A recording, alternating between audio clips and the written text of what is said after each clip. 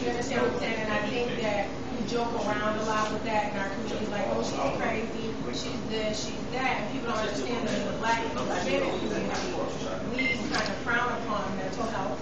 You know, we don't get the help that we need. We will go and drink a bottle of wine before we go and talk to somebody, you know, outside of our environment about what's going on. And so a lot of people have to understand that in the white communities, say, for example, someone has a near drowning experience. They didn't drown, it was a near drowning experience. That is something that affects them for the rest of their life, and they get the help for it. We have near drowning experiences almost every single day, and we don't get help for it.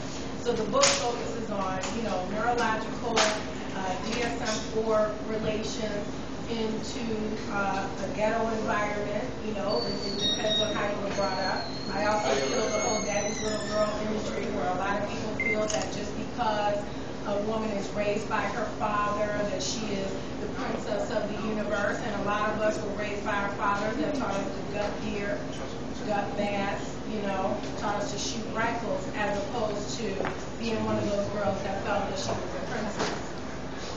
I also mentioned in this book basically the male dynamic.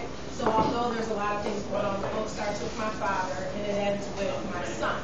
So you just kind of see like a full circle of the male dynamic in the book and what happens in between the time you're a little girl and you become a parent.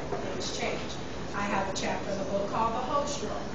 And the reason it's called The Host Role, which is dating, is because I feel like a lot of women are lying about what's going on while we're out here in the trenches. You know, we're not being honest and saying, you know what, I don't know what the fuck I want to do. You know what I mean? I'm just out here doing what I want to do, just like you're doing what you want to do, because we're taught that it's not okay to say that you're sleeping with this guy or that you're, you know, messing with this girl or that's what you do.